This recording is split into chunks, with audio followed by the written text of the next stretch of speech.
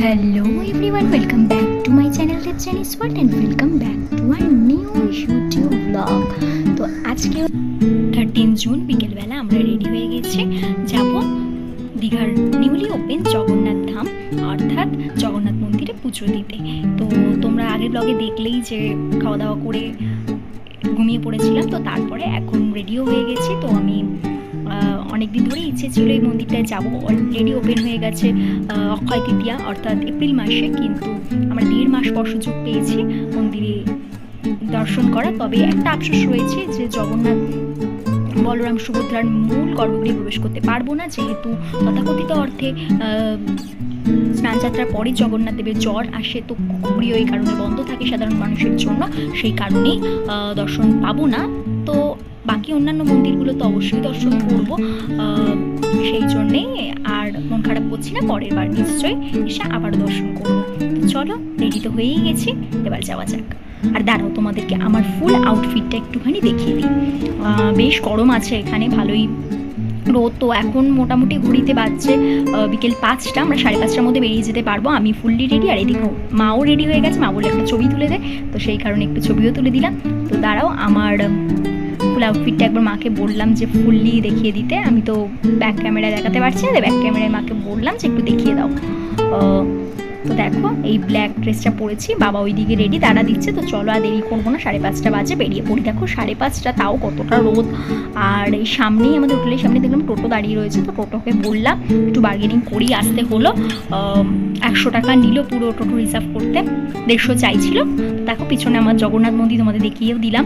চলে এসেছি, এই 6টা এখন বাজছে ঘড়িতে। আর দেখো খুব ভিড় রয়েছে, আজকে শুক্রবার, কালকে শনিবারটা হাতে ছিল, কিন্তু ভাবলাম যে উইকেন্ডে তো খুব ভিড় হচ্ছে শুনলাম, তো সেই কারণেই শুক্রবার এসছি। কিন্তু খুব একটাও ভিড় কম না, অনেকটাই ভিড় রয়েছে। আর চলো, আর দেরি করবো না, এখানে জুতোটা রেখে চলে যেতে হবে গেট নাম্বার 6 দিয়ে। আর এই যে লাইনটা দেখছো, এখান দিয়েই ঢুকতে হবে। তো একটুখানি লাইনে দাঁড়াতে হয়েছিল, কিন্তু লাইনটা এগোচ্ছিল, অসুবিধা হয়নি, চলেও এসেছি মন্দিরের ভেতরে। ওই যে মূল মন্দির, তো তোমাদেরকে জুম করে দেখালাম, আরও তো যাচ্ছি। আর এই জায়গাটা খুব সুন্দরভাবে সাজিয়েছে, মানে নতুন ওপেন হয়েছে বলে হয়তো এতটা পরিষ্কার পরিচ্ছন্ন রয়েছে, কিন্তু জানি না, খুব সুন্দর করে মন্দিরটা কিন্তু সাজানো। আর শুনেছি ভেতরে কারুকার্যও নাকি সুন্দর। চলো দেখা যাক। আর এখানে দেখো কি সুন্দর রং বেরঙের ফুলের গাছও লাগিয়েছে, খুব সুন্দর লাগছিল। আমাদের ভিক্টোরিয়ার চারপাশটাও যেভাবে সাজানো ঠিক খানিকটা সেরকমই রয়েছে। আর এদিকেও এখানে কি সুন্দর দেখো, কলের ব্যবস্থা রয়েছে, মানুষ হাত পা ধুয়ে তারপরে মন্দিরে প্রবেশ করতে পারে অবশ্যই। আর এই দিকটা রয়েছে এখানে নাট মন্দির মতো করা, এখানটায় মানুষ বিশ্রামও করতে পারছে। আর ওই দিকটাতে মনে হয় থাকার ব্যবস্থা হচ্ছে, মানে বললাম যে কনস্ট্রাকশনে কাজ চলছে। আর এই দিকটা দিয়েই হচ্ছে ভেতরে ঢোকার জায়গা। তো চলো, এই যে এটা কি স্তম্ভ তোমরা বলতে পারবে, জানলে একটু কমেন্ট করে জানিও। তো অনেকেই নমস্কার করছে, আমি এখানে নমস্কার করে এই মন্দিরের মূল দরজাটা দিয়ে প্রবেশ করছি। দরজার কাঠগুলো কিন্তু মানে কারুকার্যটা খুব সুন্দরভাবে করা, দেখো একদম নিখুঁতভাবে। আর এই ওপরের সিলিংটাও বেশ সুন্দর করা। আর এই যে এই হচ্ছে পুরীর মন্দিরের আদলে করা, ডান দিকে দেখতে পাচ্ছ জগন্নাথের একটা মন্দির মতো ছোটো মতো করা রয়েছে, তারা জুম করে দেখাচ্ছি। তো এইভাবেই দর্শন করে নিলাম, মূল মন্দির তো আর দেখা যাবে না। আর এই জায়গাটা দেখো কি সুন্দর পদ্ম ফুলে গাছ লাগানো রয়েছে, একটা ছোট ঝিলের মতো করে এভাবে গাছটা লাগিয়েছে। এখানটা নামতে দিচ্ছে না সিকিউরিটি গার্ড, তো একটুখানি ক্লিপিংস নিলাম জাস্ট কোনো মতে। আর এদিকটা থেকে দেখো মানে মন্দিরের ভিউটাও খুব সুন্দর পাওয়া যাচ্ছে, আমি একটু চেষ্টা করলাম তোমাদেরকে দেখানোর। আর এই দেখো এখানে পদ্মগুলো কিন্তু গোলাপি নয়, সাদা রঙের। তো আমি জুম করে জানি না কতটা বোঝাতে পারছি, দেখানোর চেষ্টা করলাম। মানে সাদা পিঙ্কের মিক্সটা একদম লাইট একটা ক্রিম কালারের কিন্তু এই পদ্ম ফুলগুলো আমি ফার্স্ট টাইম দেখলাম এরকম কালারের পদ্ম ফুল। তো এগুলো একটুখানি ক্লিপিংস না, তারপরে দেখো এই যে মন্দিরটা প্রবেশ করছি। আর দাঁড়াও তোমাদেরকে ক্লোজলি দেখাই। এই যে এরকম প্রতিটা সেপারেট ঘর করা রয়েছে, প্রতিটা ঘরের মধ্যে কোনো না কোনো দেবদেবী রয়েছে। আর আরেকটা আলাদা করে করা রয়েছে, সেটাই হচ্ছে জগন্নাথ বলরাম সুভদ্রার মূল মন্দির।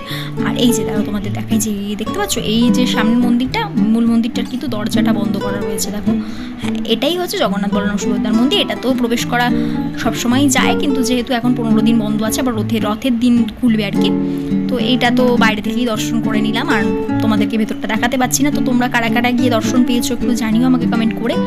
আর এখানে অনেক মানুষ কিন্তু বসে অপেক্ষা করছিল, কারণ এই জায়গাটা মানে অনেকটা বড় স্পেস দিয়ে, তো অনেকটা মানে অনেক মানুষ যদি একসাথে প্রবেশও করে না, খুব ইজিলি রেস্ট নিতে পারছে। শুধু একটু লাইন পড়ছে মন্দিরের ঘরগুলোতে ঢোকার জায়গাটাতে। তো দাঁড়াও, এখানটাতেই তোমাদেরকে দেখানোর চেষ্টা করছি যে পুরী মন্দিরে যেরকম ধ্বজা উত্তোলন করা হয় না, সেরকম কিন্তু দীঘার মন্দিরেও করা হয়েছে। আমি একদম ক্যামেরাটাকে জুম করে তোমাদেরকে দেখাচ্ছি।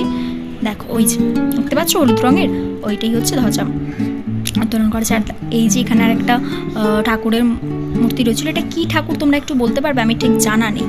আর সেলফ গিভিংস তো কিছুই নেই, তো সেই কারণে একটুখানি দেখলাম। প্রচণ্ড গরম, একদম ঘেমে গেছি।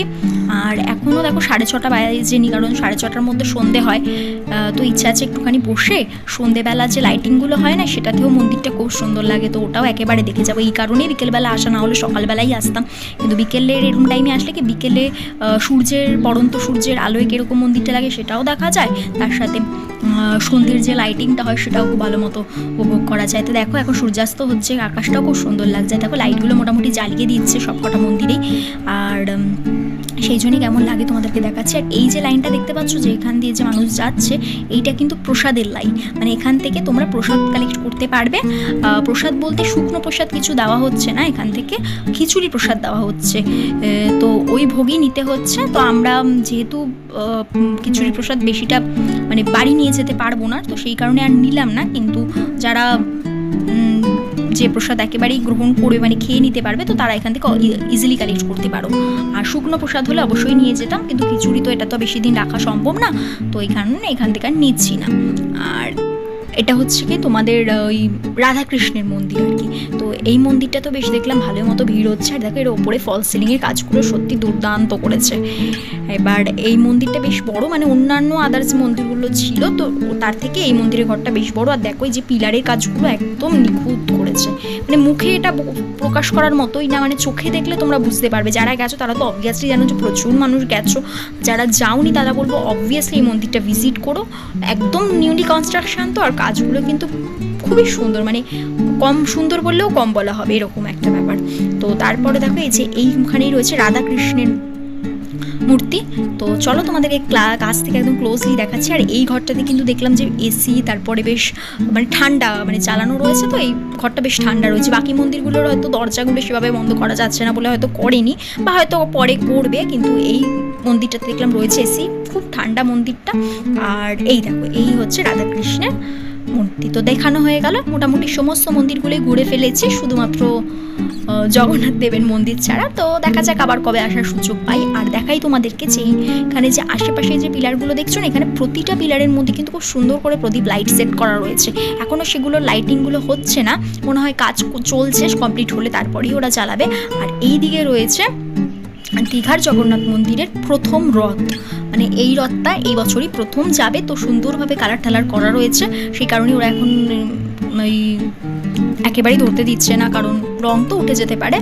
আর রথ সেই 27 তারিখে বেরোবে।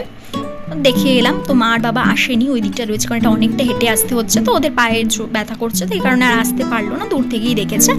আর আমি একটুখানি তোমাদেরকে দেখাবো, প্লাস নিজেও দর্শন করবো, সেই কারণেই এলাম। মাকে হেঁটেই বলছিলাম যে এখানকার সিকিউরিটি গার্ডগুলো খুব কড়াকড়ি, ওই পদ্ম ফুলের যে জেলটা সেটাতেও নামতে দিচ্ছে না, প্লাস এখানে রথকে যে মানুষ স্পর্শ করে প্রণাম করবে সেটাও ওরা দিচ্ছে না। তো যাই হোক, অনেকক্ষণ বেশ ভালো সময় কাটালাম। আর এখন সমস্ত লাইটগুলো জ্বালিয়ে দিয়েছে, তো মানে ভিউটা খুব সুন্দর পাওয়া যাচ্ছে। তো মাকেও একটা এই লাইটিংয়ের মধ্যে একটা সুন্দর করে ছবি তুলে দিলাম। আর বাবা দিকটায় বসেছে, চলো দেখা করে এবার আস্তে আস্তে বেরিয়ে যেতে হবে। আর আরও একবার তোমাদেরকে পুরো সন্ধে হওয়ার পর কীরকম লাগছে মন্দিরটা তুলে ধরার চেষ্টা করছি। এখন ঘড়িতে 7টা মতো বাজে, প্রায় সন্ধে হয়েই গেছে। তো সেই কারণে দেখো খুব সুন্দর লাগছে কিন্তু আকাশের সাথে এই মন্দিরের লাইটিংয়ের কম্বিনেশনটা। আরও একবার জুম করে তোমাদেরকে দেখিয়ে দিচ্ছি মন্দিরের যে ধ্বজাটা উত্তোলন করা হয়েছে সেই জায়গাটা। আর এটাই হচ্ছে নাট মন্দিরটা, তোমাদেরকে ঢোকার সময় দেখালামই, সেখানে লাইটিংগুলো করে দিয়েছে, ওপরে যে ছোটো ছোটো লাইটগুলো দেওয়া ছিল, তো সেই কারণে মন্দিরটা আরও সুন্দর, মানে বেরোনোর জায়গাটা খুব সুন্দর লাগছে। ওই দিকটা ছিল এন্ট্রান্স, আর এটা হচ্ছে এক্সিট। তো এক্সিট দিয়ে চলো এবার বেরিয়ে যাই। ভালো মতো মন্দির দর্শন করলাম, আবার এসে অবশ্যই জগন্নাথ দেবকে দর্শন করে যাব, তবে সুযোগ পাই, সেটাই হচ্ছে আসল কথা। আর বেশ ভালো লাগলো। তো তারপরে হোটেলে চলে এসেছিলাম, এসে আমাদের স্ন্যাক্সের ব্যবস্থা করা হয়েছে, আজকে ফিশ চপ করা হয়েছে, তো সেটাই দেবে, আর কফি দেবে, তো সেই কারণে একটুখানি ওয়েট করছিলাম। এটা খেয়ে একেবারে রুমে যাব, একটু ফ্রেশ হব, তারপরে আবার দেখি কোথায় বেরোনো যায়। এই যে দিয়ে দিয়েছে সস ফিশ চপ, তো তো চলো ঠান্ডা হওয়ার আগে ঝটপট খেয়ে নিই, কারণ অনেকটা হাঁটাহাঁটি হয়েছে, খিদেও পেয়ে গেছে। তো তারপরে এই যে চলে এসেছি আমাদের রুমে। এখানে দেখো লাইটগুলো দিয়ে দিয়েছি, খুব সুন্দর লাগছিল। সকালবেলাও তোমাদের দেখালাম, কিন্তু তখন তো লাইট ফাইটগুলো জ্বলছিল না, এখন বেশ ভালো লাগছে। তো একটু রুমে গিয়ে 10-15 মিনিট বসেই ভাবলাম যে রুমে থেকে কী করবো, চলো একটু সি বিচে যাওয়া যাক। বাবা আর যাবে না, আমি আর মাই যাচ্ছি। কাছেই নিউ দীঘা সি বিচ তোমাদেরকে দেখিয়েইছিলাম, তো সেখানেই আরেকবার যাচ্ছি। সকালবেলা তো খুব ভিড় ছিল, মানে ভোরবেলা খুব ভিড় ছিল।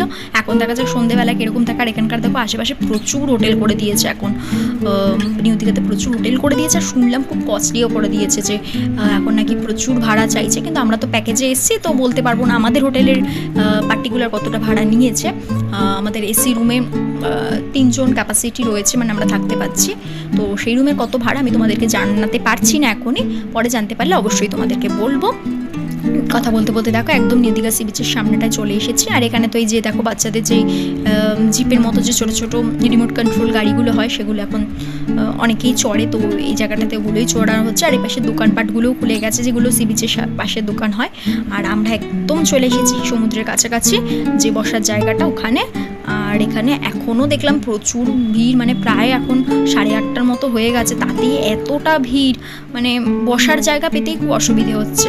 খুব সাইডে মানে বসার এক সাইডে মানুষ বসে আছে, তার অপোজিট সাইডটাতে বসতে হচ্ছে, এরকমভাবে বসতে হচ্ছে। কিন্তু আগে কত ফাঁকা থাকতো, মানে প্রতিটা মানুষই বসার মোটামুটি জায়গা পেত। কিন্তু যাই হোক এলাম, কারণ সামনেই পূর্ণিমা ছিল। তো এই সমুদ্রের উপর দিয়ে পূর্ণিমার চাঁদটাকে কেমন লাগে সেই ভিউটা দেখার খুব ইচ্ছে ছিল। আর যারা আমাদের হোটেলে মোটামুটি আজকে সকালে সমুদ্রে স্নান করতে এসেছিলো, তারা বললেন যে সমুদ্রে সেরকম ঢেউ নেই। আগের ভিডিওতেও বলেছিলাম যে আমি সমুদ্রে স্নান করাটা একেবারেই পছন্দ করি না, আমার ভালো লাগে না। সম্পূর্ণ এটা আমার মানে নিজস্ব মতবাদ বলতে পারো। তো সেই কারণে আমার খুব একটা অসুবিধে হয়নি, ঢেউ নেই তো কী হয়েছে, আমি মোটামুটি ভিউটা আর একটু ভালো পাওয়া যেত। যাই হোক এখান থেকে তোমাদেরকে চাঁদটাই দেখানোর চেষ্টা করি, যে সমুদ্রের ঢেউয়ের ওপর থেকে চাঁদটা কীরকম লাগে। এটা সামনে চোখে দেখাটা আর ক্যামেরায় তুলে ধরাটা সত্যি অনেকটা পার্থক্য। তো তোমরা আমি বলবো পূর্ণিমায় অন্তত একবার হলেও এসো সমুদ্রে, খুব ভালো লাগবে। পাহাড় থেকেও দেখা যায় খুব সুন্দরভাবে, কিন্তু সেটা এখনও পর্যন্ত আমি সুযোগ করে উঠতে পারিনি। কখনো গেলে সেটাও তোমাদের সাথে শেয়ার করব। আর এখানে বেশ খানিকক্ষণ সময় কাটালাম আমি আর মা, ওই 1 ঘন্টা মতো। তো তারপরে 9:30টার মতো বাজছে, আর দেরি করবো না, এবার হোটেলে ফিরে যাবো, কারণ গিয়ে আবার ডিনার করতে হবে। এসেই আগে রুমে না গিয়ে এই আমাদের ডাইনিং হলটাতে চলে এসেছিলাম। তো ওখানে আমাদের ডিনার দিয়ে দিয়েছে। ডিনারে আজকে রয়েছে ভাত, ডাল, স্যালাড, তার সাথে মাটন কারি, আর এরপরে চাটনি, পাঁপড়, মিষ্টি। তো এটা খেয়ে একেবারে রুমে গিয়ে একটা লম্বা ঘুম দেবো। ভিডিওটা এখানে শেষ করছি, ভালো লাগলে লাইক কমেন্ট শেয়ার করে দিও, তার সাথে চ্যানেলটাকেও সাবস্ক্রাইব করে বেল আইকন প্রেস করে দিও। Good bye, good night.